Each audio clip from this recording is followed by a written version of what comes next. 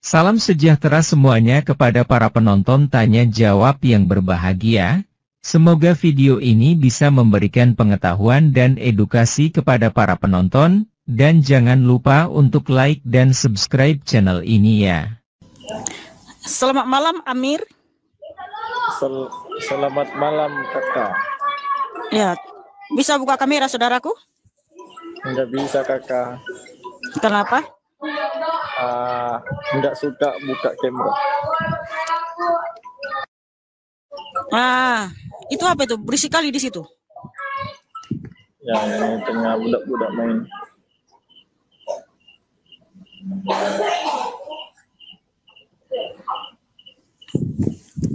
Ya, silakan. Apa pertanyaanmu?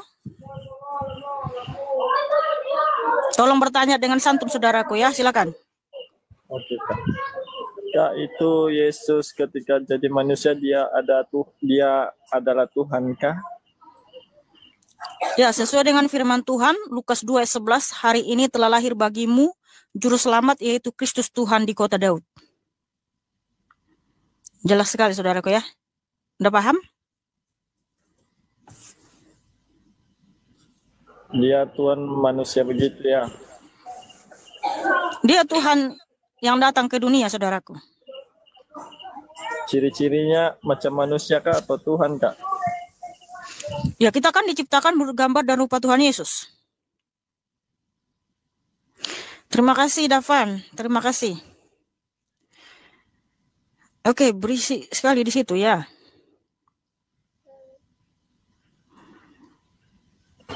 Oke kakak, out dulu, saya ada panggilan.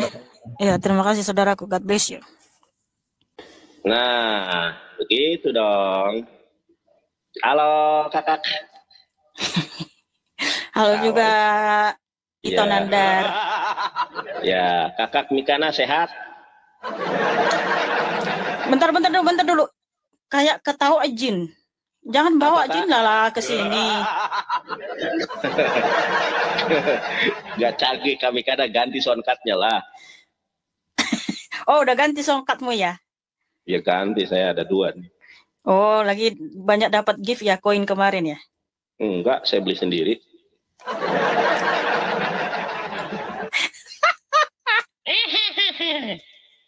Terima kasih adikku. Thank you for the super sticker. God bless you. Abundantly.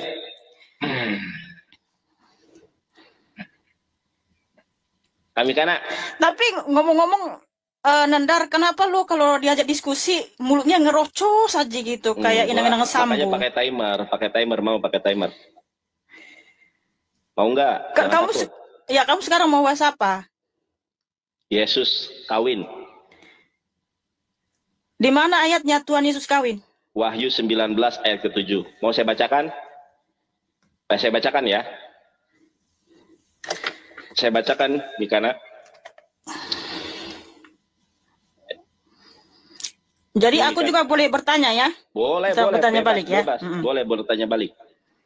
Ya, silakan. Kami kana lihat Wahyu 19 nomor 7, marilah kita bersukacita dan bersorak-sorai dan memuliakan Dia, karena hari perkawinan anak domba telah tiba dan pengantinnya telah siap sedia. Saya yakin teman-teman Kristen tahu anak domba ini siapa. Anak domba ini adalah Yesus. Ternyata Yesus kawin. Di dalam bahasa Yunaninya, Kak. Dikana lihat nih bahasa Yunaninya ya. Saya bacakan ya. Kai romen kai agaliometa kai domen ten dokshan hauto hoti el ten ho gamosto arnio kai hegune. Ternyata di sini adalah istri Yesus gune hauto etoi mashen eauten.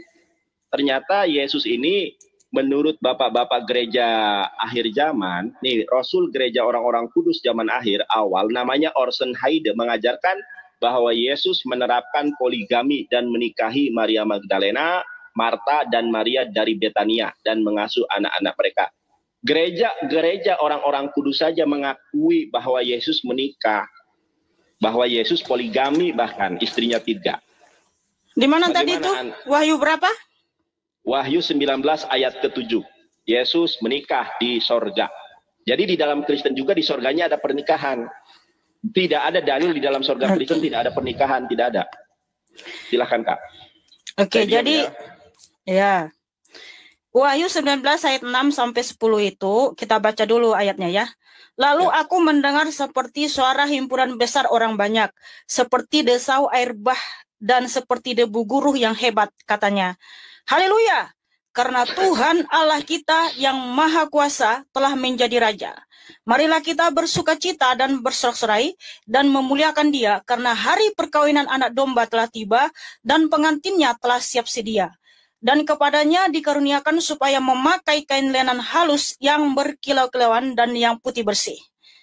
Lalu ia berkata kepadaku, tuliskanlah, berbahagialah mereka yang diundang ke perjamuan kawin anak domba. Katanya lagi kepadaku, perkataan ini adalah benar, perkataan-perkataan dari Allah. Maka tersungkurlah aku di depan kakinya untuk menyembah Dia, tetapi ia berkata kepadaku, jangan berbuat demikian, aku adalah hamba sama dengan engkau dan saudara-saudaramu yang memiliki kesaksian Yesus.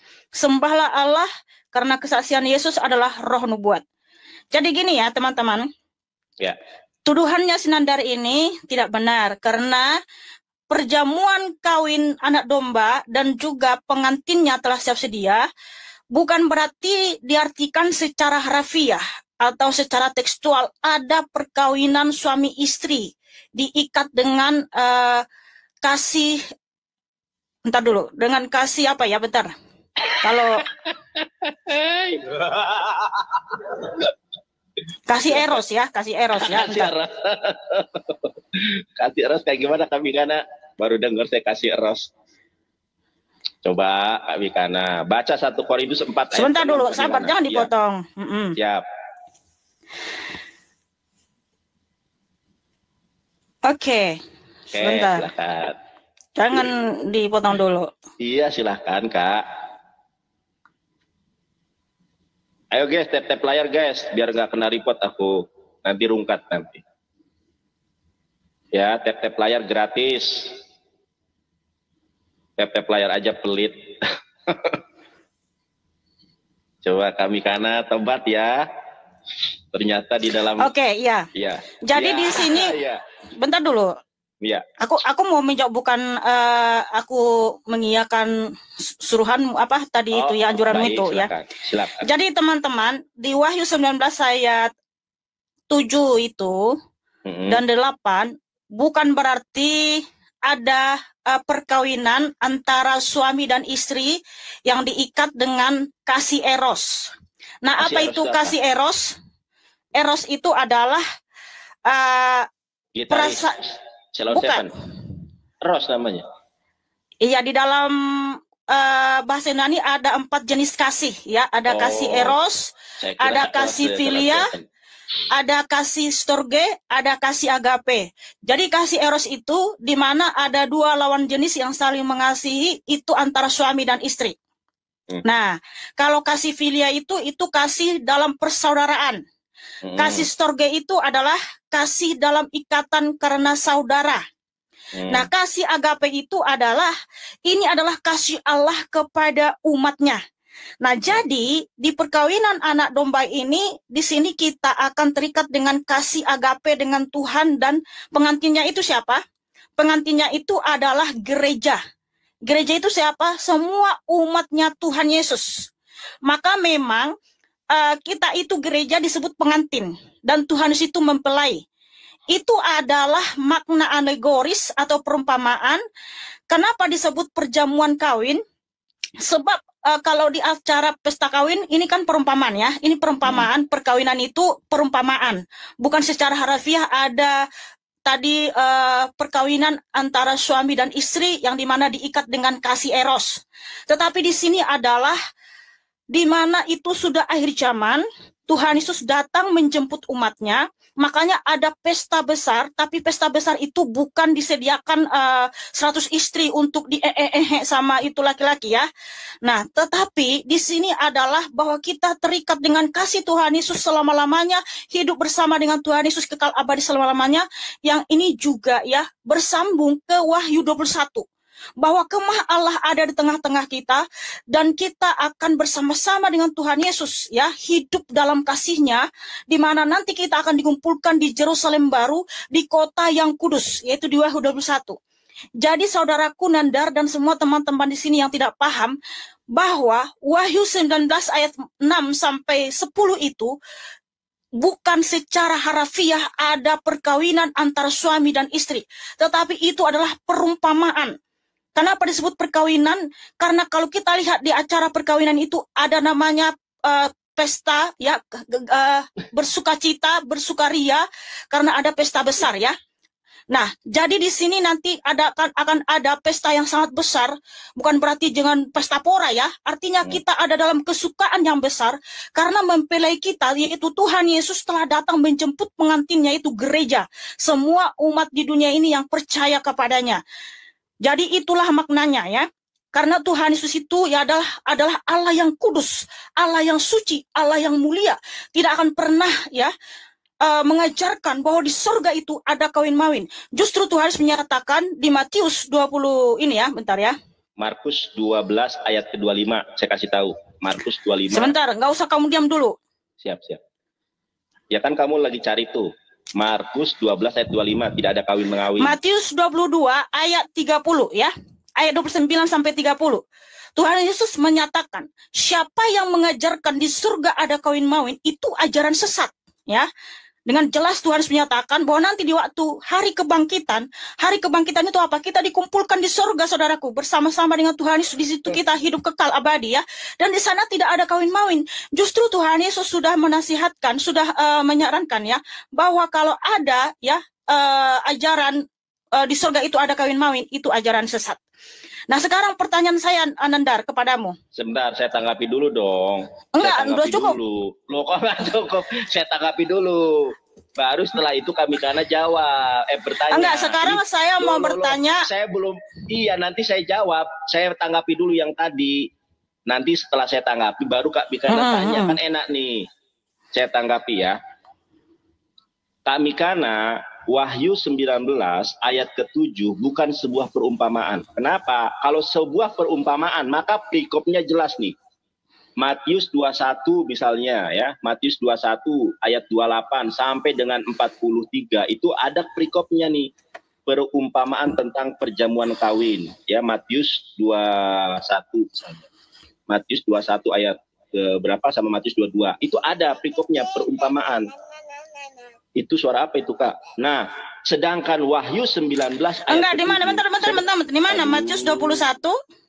Matius 21 ayat ke-31 itu ada perikopnya, perumpamaan. Itu baru perumpamaan. Kalau Wahyu 19 Bentar, di mana? Matius 21 ayat 31. Ayat 31 buka perikopnya. Bentar, saya bacakan. Siapakah di antara kedua orang itu yang melakukan kehendak ayahnya?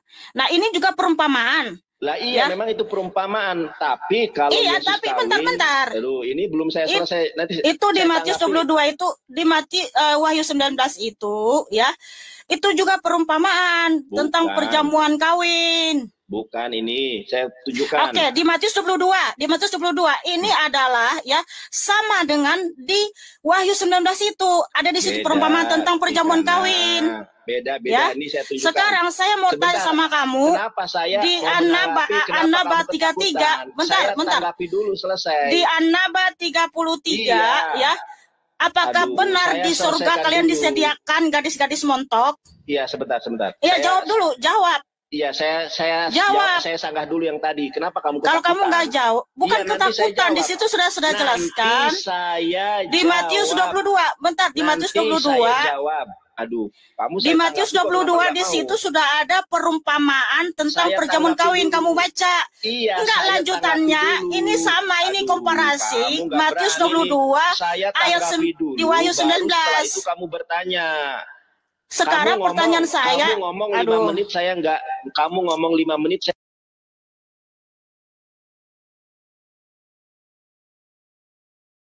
Ya, selamat malam Asri official. Ya, shalom. Waalaikumsalam. Ya, saya ini mau tanya doang. Ya, silakan buka kamera, Abang. Ya, ini cuma sedikit doang, saya mau bilang sedikit doang, Mbak. Apa itu kok sedikit doang? Sama Nandar tadi takut apa gimana Mbak? Bukan takut, saya sudah jelasin. Gua malas berdebat. Saya sudah dijelasin, tapi ngeyel. Ketika giliran kita bertanya nggak mau, ya udah lebih gas turun aja. Orang Sinandar itu kan sekarang mulutnya ngerocos saja. Enggak, sekarang lu di sini mau bertanya apa enggak? Atau kamu mau ya, atau kamu mau memperpanjang? Ya saya memperpanjang maksudnya biar ini loh fair ya gitu Mbak. Kalau fair itu diterima dong penjelasan kita. Tapi dia juga boleh mendakapi dong. Kalau kayak gitu kan fair. Mohon maaf saudaraku ya, di sini tempat bertanya ya.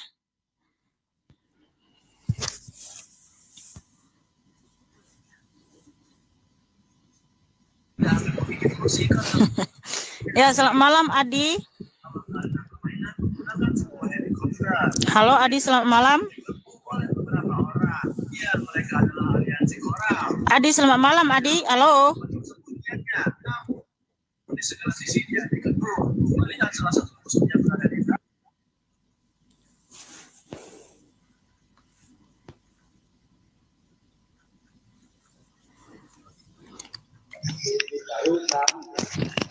Selamat malam.